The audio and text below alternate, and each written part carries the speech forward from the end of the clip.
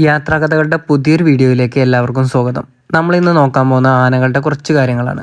നമ്മുടെ നാട്ടിൽ കാണാൻ കിട്ടുന്ന ഏറ്റവും ഗാംഭീര്യം കൂടിയ ഒരു ജീവിവർഗമാണ് ആനകൾ. നമ്മുടെ നാട്ടിൽ ഇപ്പോൾ കാണുന്ന ആനകൾ ശരിക്കും ഏഷ്യൻ ആനകളുടെ ഒരു ഉപവിഭാഗമാണ്. ഇവർക്ക് ശരാശരി ആയുസ് വരുന്നത് 60 വയസ്സ് വരെയൊക്കെയാണ്. ഇവർക്ക് ജീവിതത്തിൽ ഒരുപാടധികം പ്രത്യേകതകളുള്ള ജീവികളാണ് ആനകൾ. ഇവർ സ്വന്തം ബന്ധുക്കളുമായിട്ടൊന്നും ഒരിക്കലും ഇണചേരാറില്ല.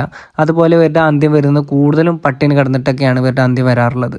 നമ്മുടെ സംസ്കാരത്തിൽ ഒരു വലിയ പങ്ക് വഹിച്ചിട്ടുള്ള ജീവികളാണ് ആനകൾ. നമ്മുടെ മതമായാലും നമ്മുടെ പഴയ കാലങ്ങളിലെ യുദ്ധങ്ങളിലൊക്കെ ആയാലും ഈ ആനകൾ പങ്കെടുത്തിട്ടുണ്ട്. വിവിധ മത പാരമ്പര്യങ്ങളിലും പുരാണങ്ങളിലും ഏഷ്യൻ ആനകൾ പ്രത്യക്ഷപ്പെട്ടിട്ടുണ്ട്.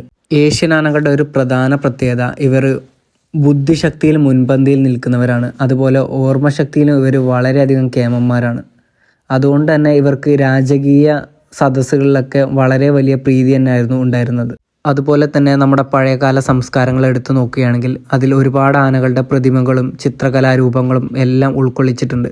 അവരുടെ എല്ലാം സംസ്കാരത്തിൻ്റെ ഏറ്റവും ഒരു പ്രധാന ഭാഗമായിട്ട് നിന്ന ഒരു ജീവി തന്നെയാണ് ആനകൾ. ആനകളുടെ ജനറ്റിക് ആയിട്ടുള്ള കാര്യങ്ങൾ എടുത്തു നോക്കുമ്പോൾ ഇവരൊരു പ്രബോസിഡിയ എന്നൊരു സസ്തനി കുടുംബത്തിൽ പെടുന്ന ജീവികളാണ് ആനകൾ.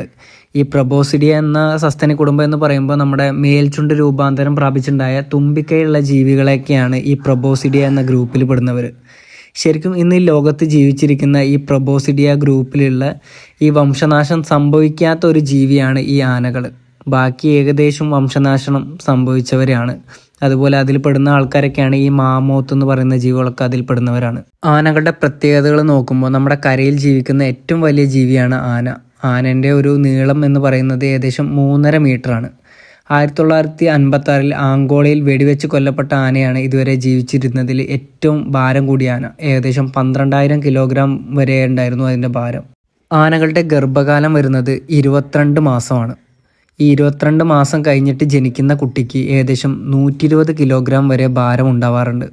ആനയുടെ ഒരു ആയുസ് വരുന്നത് 70 വയസ്സ് വരെയൊക്കെയാണ്. ആനയുടെ വായിലെ 2 ഉളിപ്പല്ലുകളാണ് ആനക്കൊമ്പുകൾ. ഇത് ജീവിതാവസാനം വരെ വളർന്നുകൊണ്ടിരിക്കുന്ന ഒരു സാധനമാണ്. വലിയ ആനകളുടെ കൊമ്പ് വർഷത്തിൽ ഏകദേശം 7 ഇഞ്ച് വരെ വളരാറുണ്ട്. കൊമ്പ് ആനകൾക്ക് വളരെ ഉപയോഗപ്രദമുള്ള ഒരു കാര്യമാണ്. കാരണം അവർക്ക് വെള്ളം കുഴിച്ചെടുക്കാനും ഈ മണ്ണിൽ നിന്ന് ധാതുലവണങ്ങളൊക്കെ വലിച്ചെടുക്കാനും എല്ലാം ഹെൽപ്പ് ചെയ്യുന്നത് ഈ കൊമ്പുകളാണ്.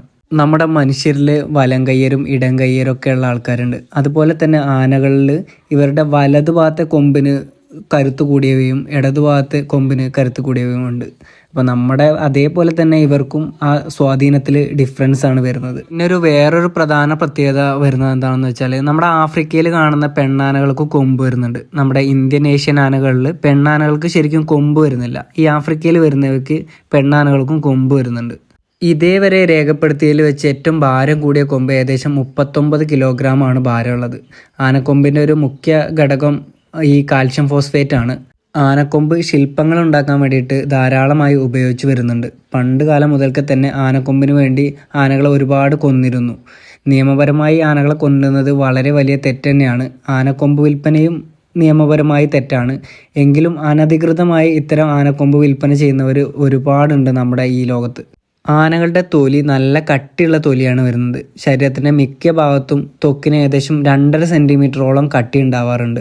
എന്നാൽ വായിലുള്ളതും ചെവിക്ക് ചുറ്റുമുള്ളൊക്കെ തൊലി വളരെ കട്ടി കുറഞ്ഞതാണ്. ഏഷ്യൻ ആനകളുടെ ത്വക്കിൽ ആഫ്രിക്കൻ ആനകളിൽ ഉള്ളതിനേക്കാൾ രോമങ്ങൾ ഉണ്ടാവും. അതുപോലെ തന്നെ ആഫ്രിക്കൻ ആനകളുടെ ഒരു പ്രത്യേകത എന്ന് പറഞ്ഞാൽ അവരുടെ തൊലി നല്ല ചുളിഞ്ഞിട്ടാണ്. എന്നാൽ ഇന്ത്യൻ ആനകളുടെ തൊലി അത്ര അധികം ചുളിഞ്ഞിട്ടുള്ളതല്ല. ഇവരുടെ കാലുകൾ നോക്കുമ്പോൾ വളരെ വലിപ്പം കൂടിയ തൂണുകൾ പോലെയാണ് ആനകളുടെ കാലുകൾ വരുന്നത്. കാലുകൾ നേരെയുള്ളവയായതിനാൽ അവയ്ക്ക് നിൽക്കാൻ അത്ര ആയാസപ്പെടേണ്ടി വരാറില്ല. ഇക്കാരണത്താൽ ആനകൾക്ക് തുടർച്ചയായി ഏറെ നേരം ക്ഷീണമില്ലാതെ നിൽക്കാൻ സാധിക്കുന്നുണ്ട്. ഇവരുടെ ചെവികളും വളരെ പ്രത്യേകത നിറഞ്ഞവയാണ്. വലിയ ചെവികൾ താപനില ക്രമീകരിക്കുന്നതിന് ആനകളെ സഹായിക്കുന്നുണ്ട്. ആനകളുടെ ചെവികൾക്ക് വളരെ കട്ടി കുറവാണ്. എല്ലുകൾ അതിലുണ്ടാവാറേ ഇല്ല. എന്നാൽ വളരെയധികം ധമനികളും ഞരമ്പുകളും ചെവിക്കുള്ളിലുണ്ട്.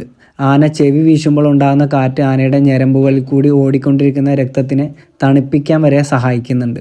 ദേഷ്യം പിടിക്കുമ്പോഴും ആന ഇണ ചേരുമ്പോഴും ആന ചെവി ഉപയോഗപ്പെടുത്താറുണ്ട്. ഇവ ചെവി ഉപയോഗപ്പെടുത്തുന്നത് എങ്ങനെയാണെന്ന് വെച്ചാൽ മറ്റൊരു ആനയെ പേടിപ്പിക്കണം എന്നൊക്കെ ഉണ്ടെങ്കിൽ ഇവർ ചെവി വലുതാക്കി ശരീരത്തിൻ്റെ വലുപ്പം കൂട്ടാൻ ശ്രമിക്കാറുണ്ട്. ഇണ ചേരുന്ന മാസങ്ങളിൽ തൻ്റെ കണ്ണിന് പിന്നിലുള്ള ഗ്രന്ഥികളിൽ നിന്ന് പ്രത്യേക തരം മണം പുറപ്പെടുവിക്കാറുമുണ്ട് ഇവർ. അതുപോലെ ഇവർ ഭക്ഷണം കഴിക്കുമ്പോൾ ഇവർ എങ്ങനെയാണ് ഭക്ഷണം കഴിക്കുന്നതെന്ന് നമുക്ക് മനസ്സിലാവാറില്ല. ആനയുടെ നാക്കിൻ്റെ അടിഭാഗം കീഴ്ത്താടിയിൽ ഉറപ്പിച്ചിരിക്കുന്ന കാരണം ആനയ്ക്ക് നാക്ക് പുറത്തേക്ക് നീക്കാൻ കഴിയാറില്ല. അതുകൊണ്ട് തന്നെ ഭക്ഷണ സാധനങ്ങൾ കഴിക്കുമ്പോൾ നാക്കിൻ്റെ മുകൾ ഭാഗം ഉയർന്ന് കൊളുത്തുപോലെയായി ഭക്ഷണത്തെ പിടിച്ച് വായ്ക്കകത്തേക്ക് ആക്കുകയാണ് ചെയ്യുന്നത്. അതുപോലെ ആനകളുടെ മറ്റു ശരീരഭാഗങ്ങൾ എടുത്തു നോക്കുകയാണെങ്കിൽ ആമാശയം നോക്കുമ്പോൾ ആമാശയത്തിന് ഒറ്റ അറ മാത്രമേ ആനക്കുള്ളൂ. ആനക്ക് പിന്നെ പിത്തസഞ്ചി ഇല്ല. കരളാണെങ്കിൽ വളരെ വലുതാണ്. പൂർണ്ണ വളർച്ചയെത്തിയ ഒരു ആനയുടെ കരളിന് 40 മുതൽ 45 കിലോഗ്രാം വരെ തൂക്കം ഉണ്ടാവാറുണ്ട്. അതേപോലെ തന്നെ ഇവരുടെ ഹൃദയത്തിന് മറ്റു സസ്തനികളെ പോലെ തന്നെ 4 അറകളും വരുന്നുണ്ട്. ഇതൊക്കെയാണ് ആനകളുടെ പ്രധാന പ്രത്യേകതകൾ വരുന്നത്. മറ്റൊരു വീഡിയോയിൽ കാണും വരെ എല്ലാവർക്കും നമസ്കാരം.